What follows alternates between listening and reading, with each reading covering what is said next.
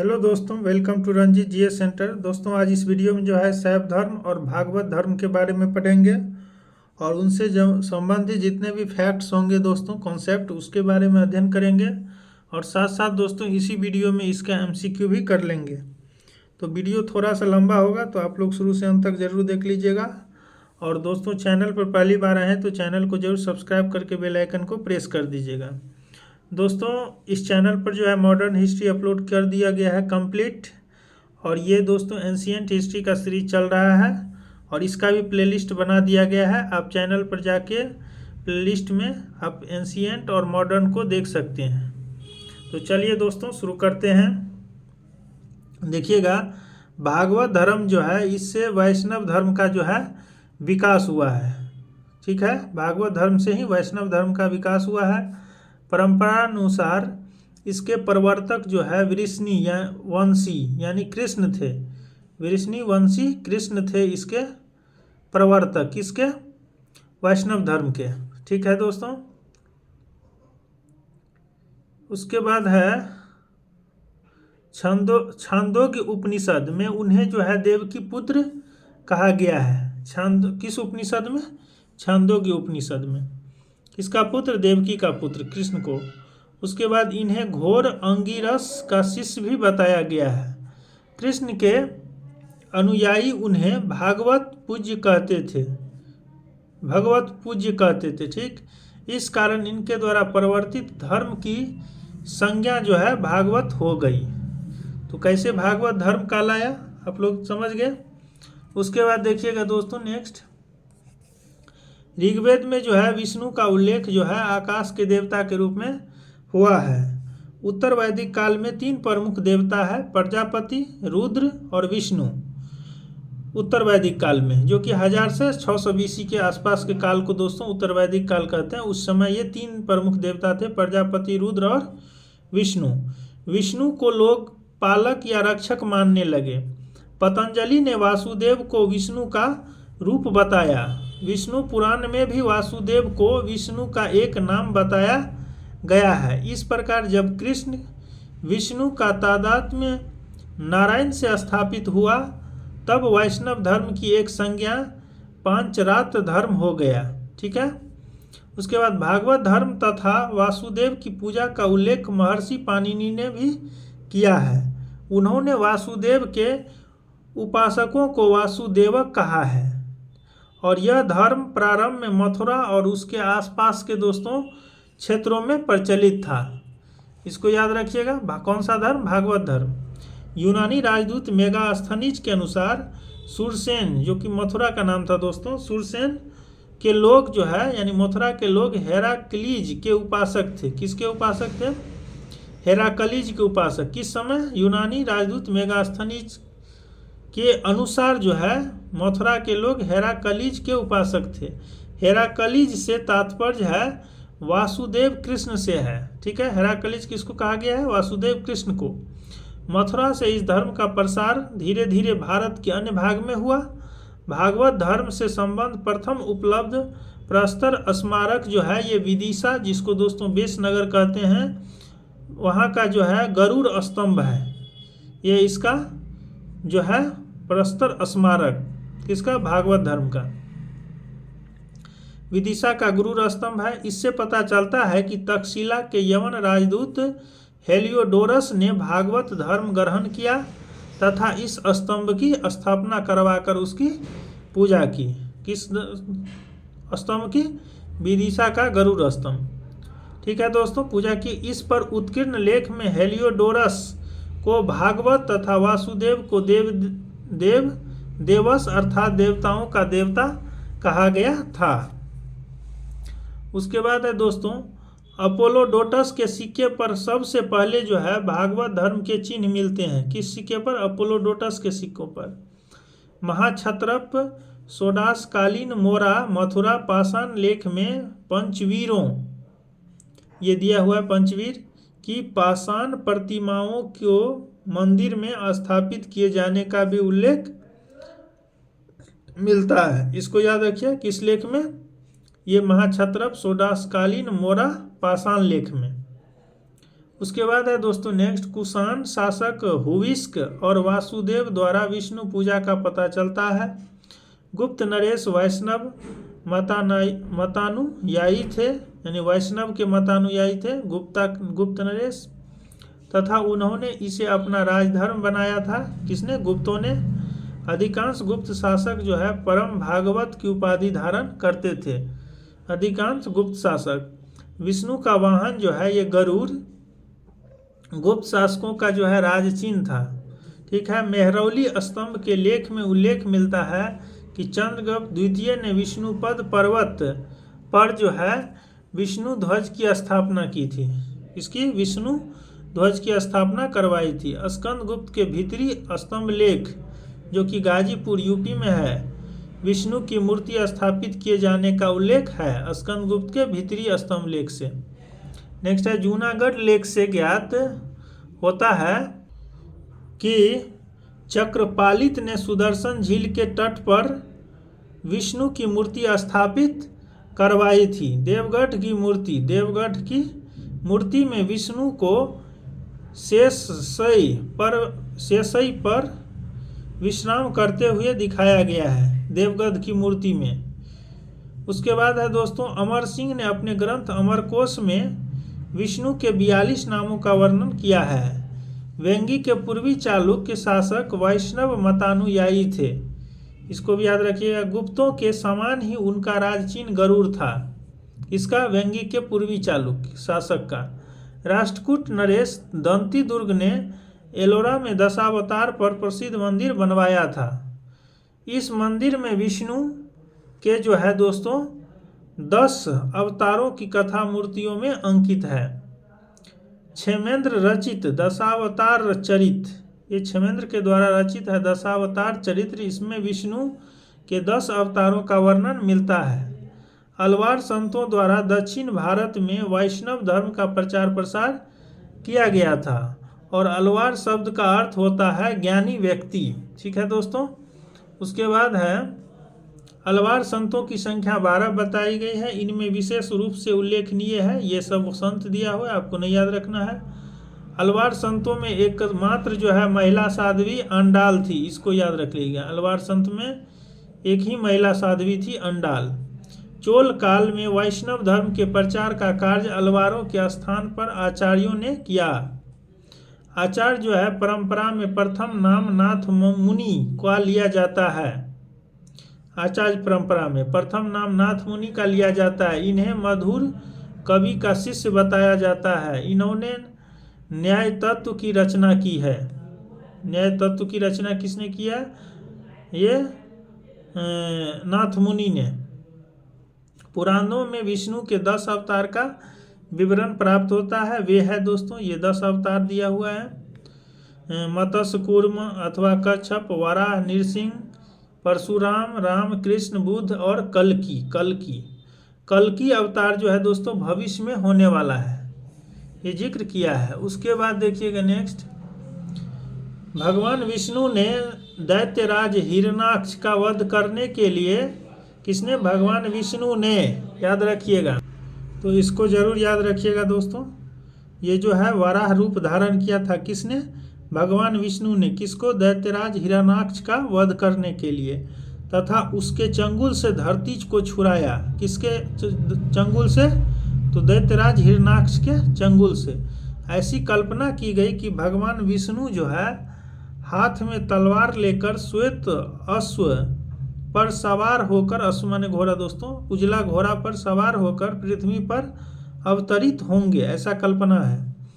भागवत अथवा पांचरात्र धर्म में वासुदेव यानी कि उपासना के साथ ही 3 अन्य व्यक्तियों की उपासना की जाती थी।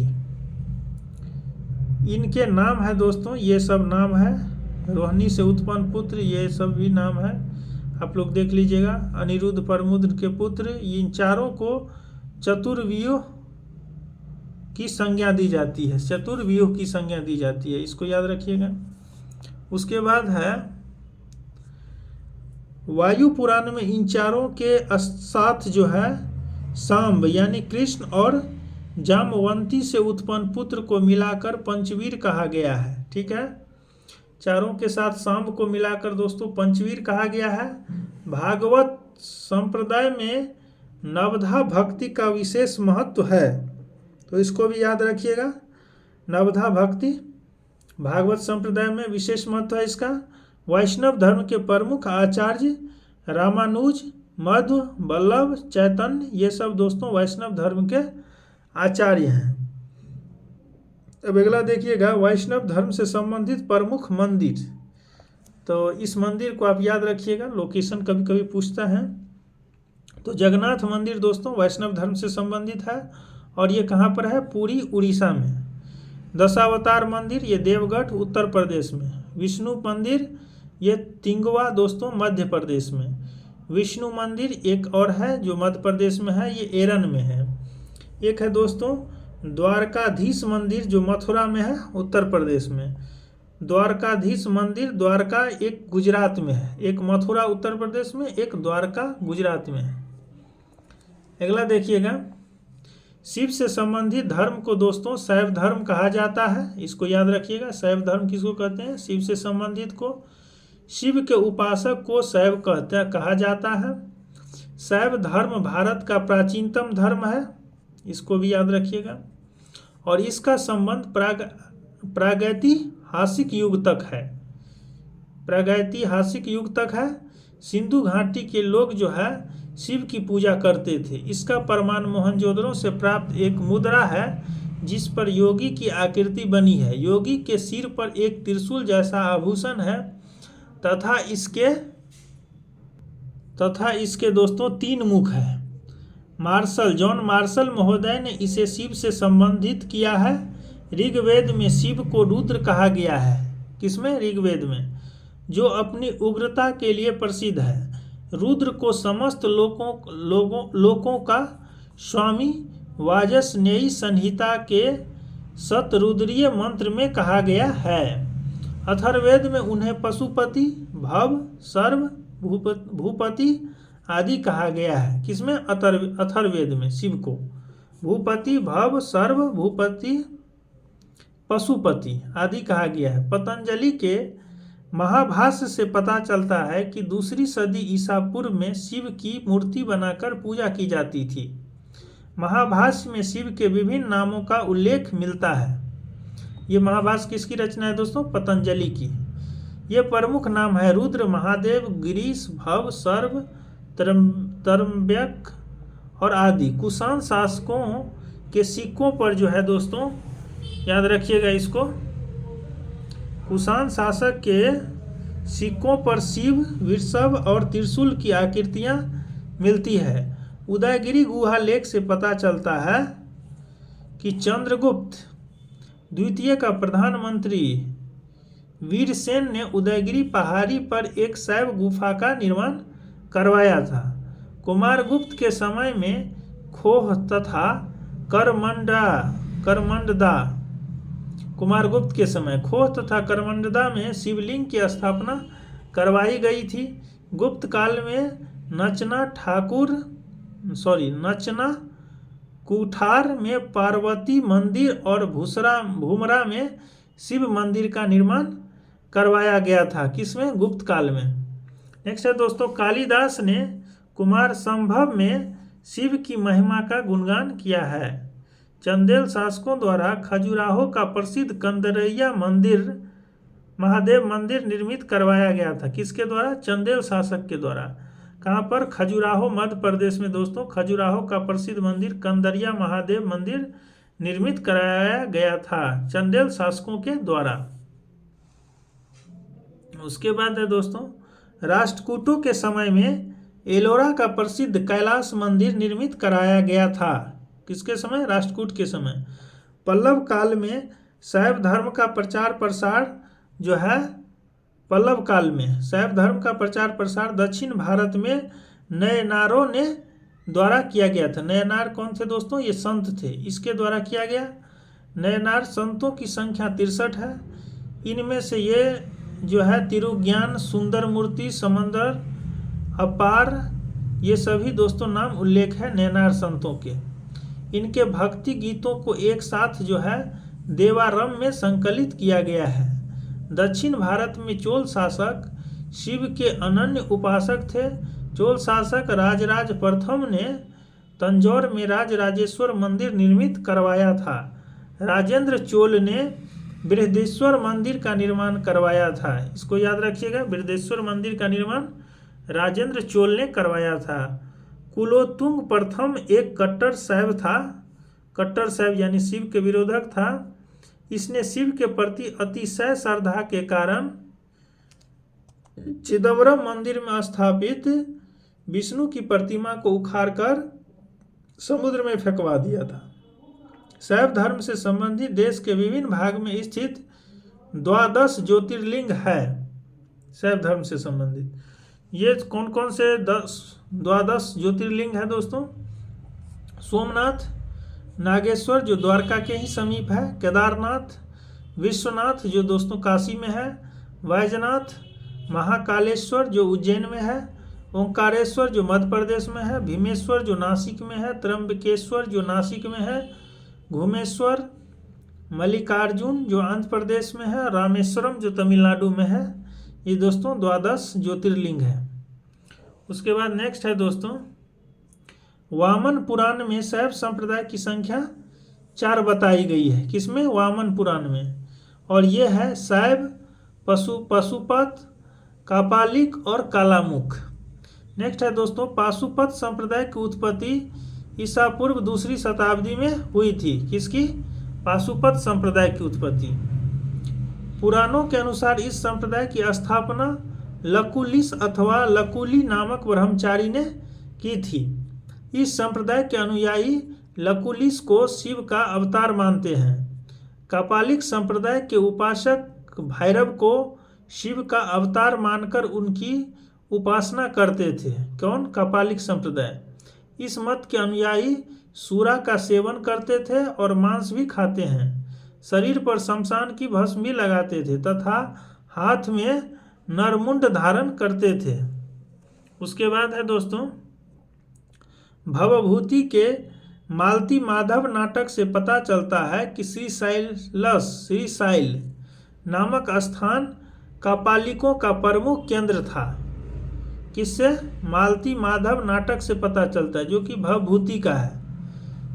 चलता है कि श्रीशैल नामक स्थान पर कापालिकों का प्रमुख केंद्र था।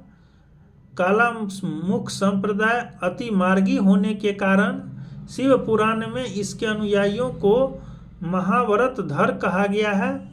शैव धर्म का ही एक संप्रदाय लिंगायत अथवा वीर शैव था। इसका प्रचार 12वीं शताब्दी में दक्षिण भारत में व्यापक रूप से हुआ है। उसके बाद है दोस्तों, वसव को इस संप्रदाय का संस्थापक माना जाता है। किस संप्रदाय का? लिंगायत संप्रदाय का। ठीक है दोस्तों, किसको? वसव को। शैव धर्म का एक नया संप्रदाय कश्मीर में विकसित हुआ।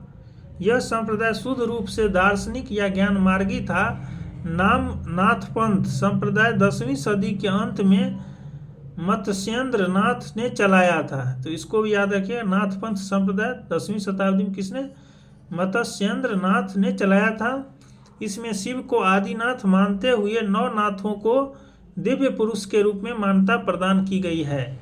बाबा गोरखनाथ ने 10वीं 11वीं शताब्दी में इस मत का अधिकाधिक प्रचार प्रसार किया था। किसने? बाबा गोरखनाथ ने।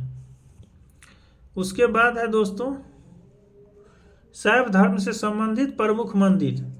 इससे पहले वैष्णव धर्म से संबंधित पढ़ लिए थे प्रमुख मंदिर शैव धर्म से। जैसे राजराजेश्वर मंदिर जो है दोस्तों, ये तंजौर तमिलनाडु में है। ये शैव धर्म से संबंधित है। शिव मंदिर ये भूमरा में है, मध्य प्रदेश में। नटराज मंदिर ये चिदम्बरम तमिलनाडु में स्थित है। विरूपाक्ष मंदिर दोस्तों ये वैष्णव शैव धर्म से संबंधित है और ये हम्पी कर्नाटक में स्थित है। नेक्स्ट है विश्वनाथ मंदिर जो वाराणसी में है दोस्तों, ये शैव मंदिर है। उसके बाद देखिएगा, शाक्त संप्रदाय के लोग शक्ति को इष्ट देवी मानकर पूजा करते थे। शाक्त संप्रदाय के लोग। शैव धर्म के साथ शाक्त धर्म का घनिष्ठ संबंध रहा है। शाक्त धर्म की प्राचीनता भी शैव धर्म के समान प्रागैतिहासिक युग तक जाती है। सैंधव सभ्यता में मातृदेवी की उपासना व्यापक रूप से प्रचलित थी।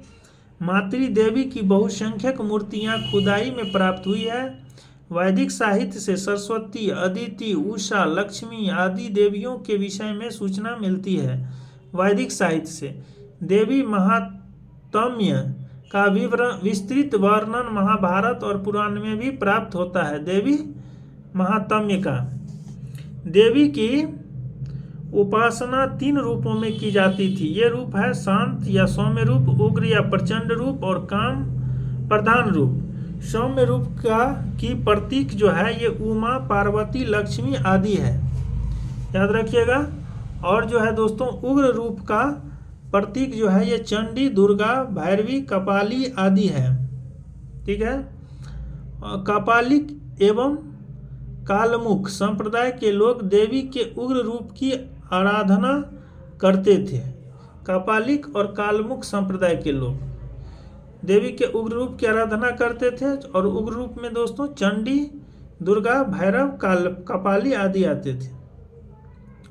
वैष्णो देवी का मंदिर देवी के सौम्य रूप का मंदिर है। वैष्णो देवी का जो मंदिर है दोस्तों ये देवी के सौम्य रूप का मंदिर है। सौम्य मतलब शांत रूप के रूप में मंदिर है, शांत रूप का। देवी के जो शांत रूप है दोस्तों उसका मंदिर है वैष्णो देवी। कोलकाता स्थित काली मंदिर देवी के उग्र रूप का प्रतिनिधित्व करता है। तो याद रखिए कोलकाता में जो काली मंदिर है ये देवी के शांत ने उग्र रूप का प्रतिनिधित्व करता है। असम का कामाख्या मंदिर देवी के काम प्रधान के रूप का प्रतिनिधित्व करती है। कहाँ? असम के कामाख्या मंदिर, कामाख्या माता मंदिर दोस्तों देवी के काम प्रधान रूप का प्रतिनिधित्व करती है। प्रतिहार शासक महेंद्र पाल के लेखों में दुर्गा की महिषासुरमर्दिनी, कांचन देवी, अम्बा आदि नामों से की स्तुति मिलती है। राष्ट्रकूट शासक अमोघ वर्ष महालक्ष्मी का अनन्य भक्त था। संजन लेख से ज्ञात होता है कि उसने एक बार अपने बाएं हाथ की उंगली काटकर देवी को चढ़ा दिया था। किससे? संजन लेख से पता चलता है। कौन? अमोघ वर्ष महालक्ष्मी, ये उंगली काटकर देवी को चढ़ा दिया था। श्री हर्ष ने अपने ग्रंथ नैषधीय चरित में सरस्वती मंत्र की महत्ता का प्रतिपादन किया है। संप्रति शाक्त उपासना के 3 प्रमुख केंद्र हैं। संप्रति शाक्त उपासना की 3 प्रमुख केंद्र हैं और ये है कश्मीर, कांची और असम स्थित कामाख्या। असम स्थित जो है दोस्तों ये 3 असम जो है स्थित कामाख्या कौल मत का प्रसिद्ध केंद्र है। कामाख्या कौल मत का। नेक्स्ट है शाक्त धर्म से संबंधित प्रमुख मंदिर।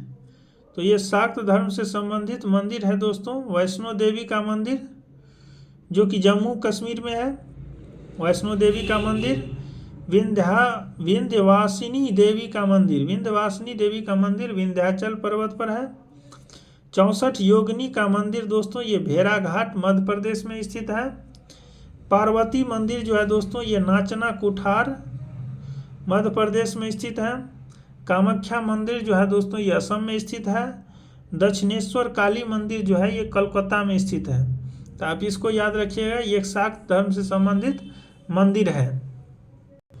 तो आइए दोस्तों इसी वीडियो में जो है इससे संबंधित जितने भी ऑब्जेक्टिव्स हैं उसको कर लेते हैं। लगभग दोस्तों इसमें जो है टोटल जो है दोस्तों 30+ ऑब्जेक्टिव्स है। तो शुरू करते हैं।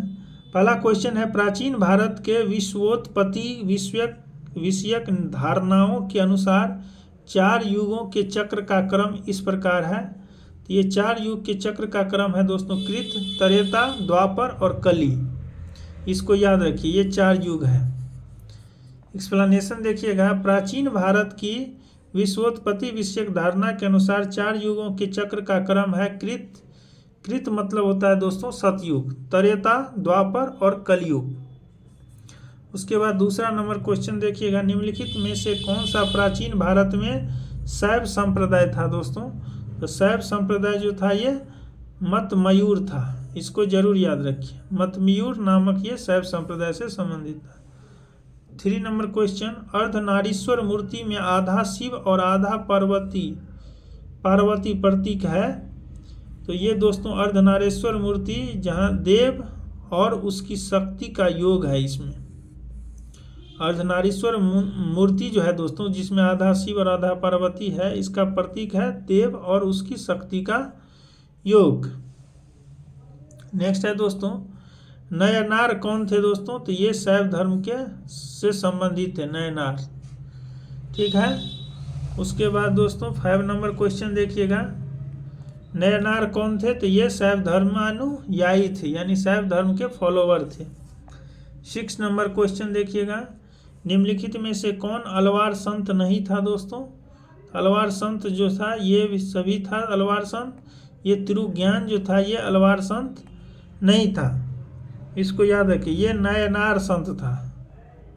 तिरुज्ञान कौन सा संत था? नयनार संत। अलवार संत नहीं था। इसको जरूर याद रखिए, ये तीनों जो है दोस्तों ये अलवार संत है। उसके बाद 7 नंबर क्वेश्चन, भागवत संप्रदाय के विकास में किसका देन अत्यधिक था दोस्तों? तो भागवत संप्रदाय के विकास में गुप्त का जो है सबसे अधिक देन है। उसके बाद है दोस्तों देखिएगा, भागवत धर्म के प्रवर्तक थे। तो ये दोस्तों कृष्ण थे, भागवत धर्म के प्रवर्तक। उसके बाद 9 नंबर क्वेश्चन आइएगा, निम्न में से किस ग्रंथ में सर्वप्रथम देवकी के पुत्र कृष्ण का वर्णन किया गया है? तो ये छांदोग्य उपनिषद में किया गया है। इसको याद रखिएगा। Next 10 number question, Vasudev Krishna की पूजा सर्वप्रथम किसने प्रारंभ की है? तो ये भागवतों ने ही शुरू किया है। वासुदेव कृष्ण की पूजा किसने? सर्वप्रथम भागवतों ने।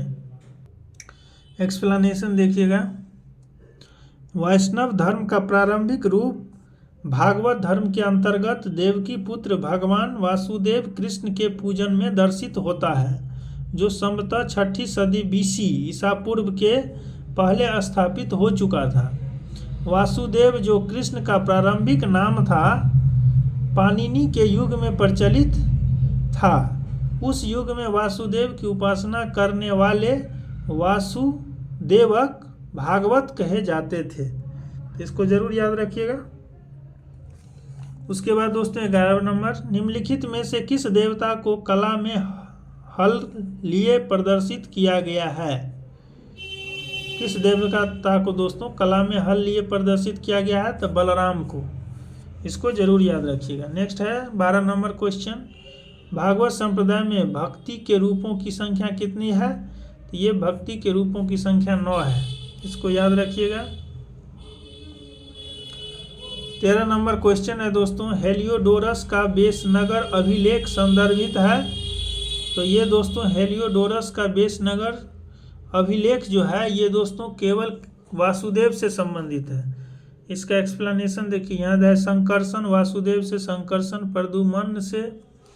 उसके बाद है दोस्तों CD संकर्षण प्रद्युम्न और वासुदेव से, केवल वासुदेव से। तो दोस्तों हेलियोडोरस का जो बेसनगर अभिलेख है ये केवल वासुदेव से संबंधित है। ये IAS प्री में पूछा हुआ क्वेश्चन है। देखिएगा, भागवत धर्म से संबंध प्रथम उपलब्ध प्रस्तर स्मारक विदिशा जो बेसनगर का गरुड़ स्तंभ है।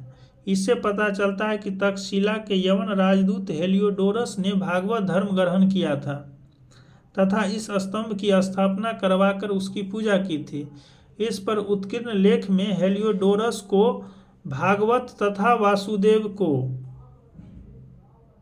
देवस अर्थात देवताओं का देवता कहा गया है।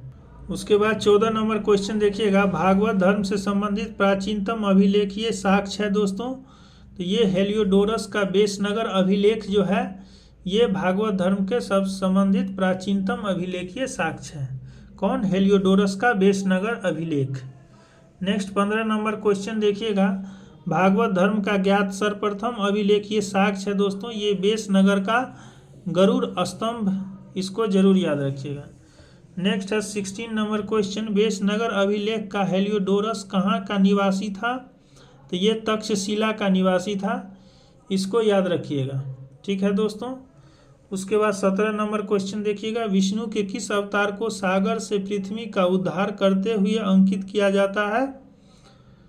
तो ये दोस्तों विष्णु के वराह अवतार को जो है पृथ्वी का उद्धार करते हुए अंकित किया गया है। विष्णु के वराह अवतार, सी ऑप्शन करेक्ट हो जाएगा। 18 नंबर क्वेश्चन देखिएगा दोस्तों, भारत में आस्तिक और नास्तिक संप्रदायों में कौन सा विभेदक लक्षण है? तो ये दोस्तों वेदों की प्रामाणिकता में आस्था रखना ये कारण है विभेद का। याद रखिएगा, आस्तिक और नास्तिक समुदाय में विभेद लक्षण है कौन सा? वेदों की प्रामाणिकता में आस्था करना। ठीक है दोस्तों, इसको एक्सप्लेनेशन देख लीजिएगा। राममूर्ति पाठक के अनुसार आस्तिक और नास्तिक समुदाय के वर्गीकरण का आधार कभी वेद परमाण्य में विश्वास रहा है तो कभी ईश्वर की सत्ता में विश्वास रहा है। परलोक की मान्यता भी इस वर्गीकरण का आधार रही है, किंतु वेद परमाण्य में विश्वास ही इस वर्गीकरण का सर्वसम्मत आधार बना है। अर्थात आस्तिक संप्रदाय वे हैं जो वेदों की प्रामाणिकता को मानते हैं तथा नास्तिक संप्रदाय वे हैं जो वेदों की प्रामाणिकता को नहीं मानते हैं। ठीक है दोस्तों, 19 नंबर क्वेश्चन देखिएगा, निम्नलिखित में से कौन मोक्ष के साधन के रूप में ज्ञान, कर्म तथा भक्ति के को समान महत्व देता है? दोस्तों तो ज्ञान, कर्म और भक्ति, इसको तीनों को समान महत्व देता है भगवद गीता, श्री भगवद गीता, याद रखिएगा। उसके बाद है दोस्तों नेक्स्ट 20 नंबर क्वेश्चन, अधोलिखित में से कौन एक गीता की मुख्य शिक्षा है? दोस्तों तो गीता की मुख्य शिक्षा है निष्काम कर्मयोग। निष्काम कर्मयोग यानी गीता का दोस्तों कर्मयोग निष्काम कर्मयोग है। निष्काम कर्मयोग का अर्थ है कि हम कर्म को सदैव साध्य के रूप में देखें, उसे कभी भी साधन के रूप में न ग्रहण करें। हम कर्म तो करें किंतु कर्म फल में आसक्ति न रखें। गीता के निष्काम कर्मयोग में ज्ञान, भक्ति एवं कर्म का समन्वय है। गीता की मुख्य शिक्षा निष्काम कर्मयोग का आदेश है। गीता स्वयं विभिन्न योग मार्गों का तुलनात्मक अध्ययन करके निष्काम कर्मयोग की श्रेष्ठता को स्वीकार करती है। आधुनिक युग में लोकमान्य तिलक, महात्मा गांधी आदि विचारकों ने कर्मयोग, विशेषतः निष्काम कर्मयोग को ही गीता की मुख्य शिक्षा स्वीकार किया है। 21 नंबर क्वेश्चन दोस्तों, निम्नांकित में से कौन प्रस्थान त्रयी में सम्मिलित नहीं है? प्रस्थान त्रयी में दोस्तों कौन सम्मिलित नहीं है? ये भागवत जो है दोस्तों ये प्रस्थान त्रयी में सम्मिलित नहीं है। ठीक है, इसको याद रखिएगा। प्रस्थान त्रयी में जो है भगवत गीता, उपनिषद और ब्रह्मसूत्र सम्मिलित है। देखिएगा, उपनिषद, ब्रह्मसूत्र और भगवत गीता को वेदांत की प्रस्थान त्रयी कहा जाता है क्योंकि ये वेदांत के सर्वप्रमुख ग्रंथ हैं। इनमें भी उपनिषद मूल प्रस्थान है और शेष दो उन पर आधारित माने जाते हैं, उपनिषद पर। वेदांत के आचार्यों में जिन्होंने ब्रह्मसूत्र पर भाष्य लिखकर अपने अपने वेदांत संप्रदायों की प्रतिष्ठा की है, उनमें शंकराचार्य जो है दोस्तों ये सबसे पुराना है। 22 नंबर क्वेश्चन देखिएगा, वह प्राचीन स्थल जहाँ 60,000 मुनियों की सभा में संपूर्ण महाभारत कथा का वाचन किया गया था, इसका करेक्ट ऑप्शन होगा नैमिषारण्य। इसको याद रखिएगा। नेक्स्ट आ जाइए दोस्तों, 23 नंबर क्वेश्चन, रामायण के किस कांड में राम और हनुमान की पहली भेंट का वर्णन है? दोस्तों ये किष्किंधा कांड, याद रखिएगा। किष्किंधा कांड में जो है राम हनुमान की पहली भेंट का वर्णन है, ये ऑप्शन करेक्ट हो जाएगा। उसके बाद है दोस्तों कालिका पुराण किस धर्म से संबंधित है? दोस्तों तो कालिका पुराण जो है ये शाक्त धर्म से संबंधित है, इसको याद रखिएगा। उसके बाद 25 नंबर क्वेश्चन, पुरी दोस्तों कहाँ पे है? उड़ीसा में पुरी में रथ यात्रा किसके सम्मान में निकाली जाती है? दोस्तों तो ये भगवान जगन्नाथ के सम्मान में रथ यात्रा निकाली जाती है। उसके बाद दोस्तों 26 नंबर, नासिक में कुंभ मेला निम्न में से किस एक नदी के तट पर लगता है? तो नासिक में दोस्तों कुंभ मेला गोदावरी नदी के तट पर लगता है। एक्सप्लेनेशन देखिएगा दोस्तों, नासिक में प्रत्येक 12 वर्ष के अंतराल पर कुंभ मेला गोदावरी नदी के तट पर लगता है। यह नासिक के अतिरिक्त जो है हरिद्वार में गंगा तट पर, प्रयाग इलाहाबाद में दोस्तों गंगा और यमुना एवं विलुप्त सरस्वती के संगम स्थल पर तथा उज्जैन में क्षिप्रा नदी के तट पर लगता है कुंभ मेला। तो इसको जरूर याद रखिएगा, ये वेरी वेरी इंपॉर्टेंट है। कहाँ? पहला नासिक में गोदावरी नदी के तट पर, हरिद्वार में गंगा के तट पर, प्रयाग इलाहाबाद में दोस्तों गंगा यमुना सरस्वती के संगम स्थल पर और उज्जैन में क्षिप्रा नदी के तट पर। 27 नंबर क्वेश्चन देखिएगा, जैन धर्म, हिंदू धर्म, इस्लाम धर्म, ईसाई धर्म। इधर Medina, Vatican City, Pawapuri, Varanasi. तो ये जो जैन धर्म है दोस्तों ये पावापुरी से संबंधित है। हिंदू धर्म जो है ये वाराणसी से संबंधित है। इस्लाम धर्म जो है दोस्तों मक्का मदीना जो है सऊदी अरब से संबंधित है। ईसाई धर्म जो है दोस्तों वेटिकन सिटी जो इटली में स्थित है, ईसाई धर्म से संबंधित है। वेटिकन दोस्तों इटली का जगह है। मदीना दोस्तों सऊदी अरब का है जिससे इस्लाम धर्म से संबंधित। जैन धर्म पावापुरी से। वाराणसी दोस्तों हिंदू धर्म से। इसको याद रखिएगा दोस्तों। इतना ही भी मतलब ऑब्जेक्टिव था, लगभग 27 ऑब्जेक्टिव था इसमें। इसको जरूर यहाँ इसका स्क्रीनशॉट ले लीजिएगा। जैन धर्म पावापुरी, हिंदू धर्म वाराणसी, इस्लाम धर्म मदीना और ईसाई धर्म जो है वेटिकन दोस्तों ये इटली में स्थित है। तो दोस्तों कंप्लीट हुआ, इसको ज़रूर देख लीजिएगा अच्छे से। Thank you.